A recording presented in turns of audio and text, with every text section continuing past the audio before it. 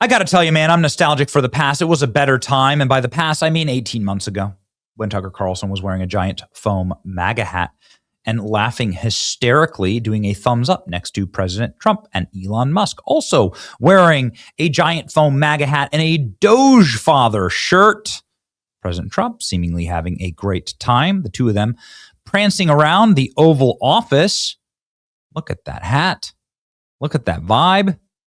Just for the aesthetic alone, this was a happier and more joyful and more hopeful time. But things have descended swiftly.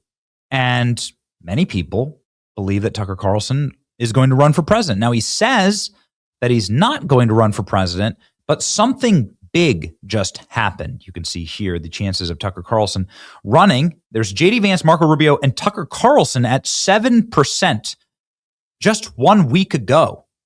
Tucker Carlson coming in at number 3 in the likelihood of being the Republican nominee. The chances of Tucker Carlson running have crashed simply because he says he doesn't want to run, but now we know that he wants to do something perhaps much bigger than running for president, that Tucker Carlson is going to build a third party.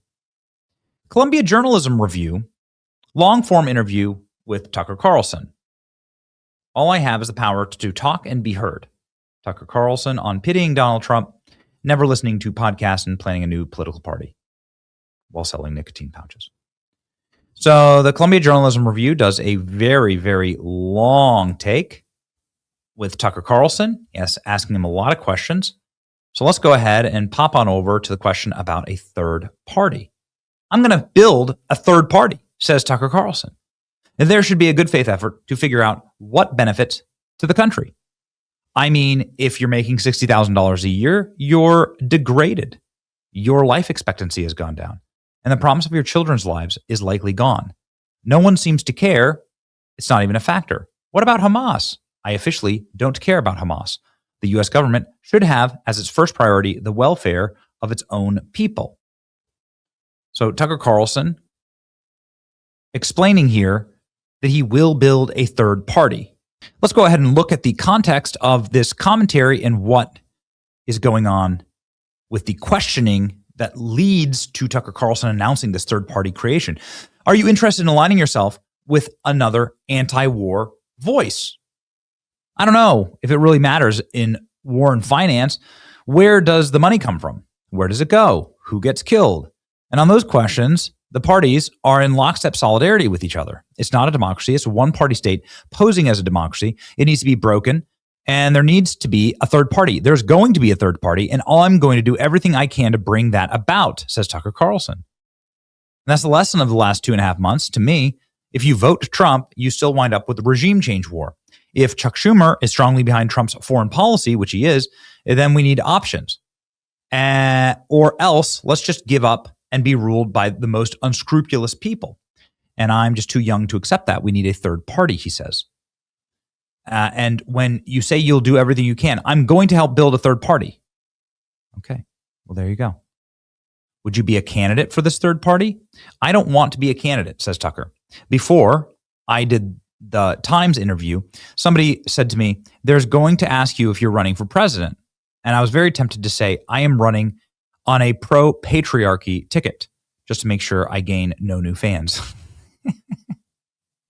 Okay.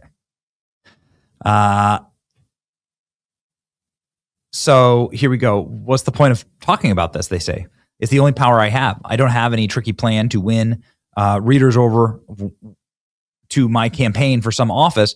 I don't have any institutional power. I don't control a military. So all I have is the power to talk and be heard. And though it's borne no fruits so far, I remain fully hopeful. So there you go. That's the full context of Tucker Carlson announcing that he will be building a third party, but he has no interest in running for president of that party. Some are saying online, the Doomer Grifter Retard Party. This is the best way to help Democrats win. I completely agree with that. The mask has fully dropped, so it is being absorbed, of course, by the MAGA base as, well, what it is. And it could serve as a massive spoiler for Republicans or J.D. Vance, which I think is quite interesting because Tucker Carlson really likes J.D. Vance and has said very polite things about J.D. Vance. How third parties fared in U.S. presidential elections over the last 100 years? Not well. They've rarely achieved any significant success. They almost never win electoral votes or come close to the presidency due to the winner-take-all electoral college, ballot access barriers, lack of funding, media exposure, and entrenched two-party system. Of course, I don't think Tucker Carlson will have a problem with media exposure, but let's go ahead and look. Third parties poll in the single digits, but this is uncommon. Most elections see them at 1 or 2% combined. Extremely rare that they win any electoral votes. George Wallace was the last one in 1968. They can act as spoilers, though, drawing votes disproportionately from one major party, and I'll leave you with what you think that party would be. It would, of course, be MAGA and disaffected Republicans and so on. Force major parties to shift positions, but they don't win. Performance is generally weakened in the 1990s peak, with a combined third-party votes often 3 to 5% in most cycles. So you have seen a third party. Ross Perot kind of famously ran a third party and got nearly 20% of the vote. He got 20 million votes. He got 0 electoral college votes, but it was the strongest modern showing, and he's the reason why we got Bill Clinton. Do you understand? He's the reason why Bill Clinton, why the Clintons exist at all. Hillary Clinton, suiciding Jeffrey Epstein, all of that, all of the suicides, like all of it happened because of a third party. This is perilous times. And so a third party running to break formation and support away from J.D. Vance, which is presumably the front runner and is, of course, the high front runner here, J.D. Vance now in the 41% likelihood that he gets the Republican nomination. What is going on with Tucker's third party? Jeremy Boring says this is the blueprint. Trying to create a new American majority premised on left-wing economic populism and right-wing social populism. You can say what you want about that, whether it's good or bad, you can say what you want about it, but it is a political enterprise. Mm-hmm. They believe that they can create a majority and that majority can rule the country. And it's a new vision in terms of the ruling class in our country. You know? Yeah, what do you think that would do? You know, when you have socialists running aside Democrats and destroying them in their party. If Republicans unified, then you'd be able to pull over a bunch of disaffected Democrats. If there was maybe something sticky in the middle, well, maybe that would attract some disaffected Democrats as well.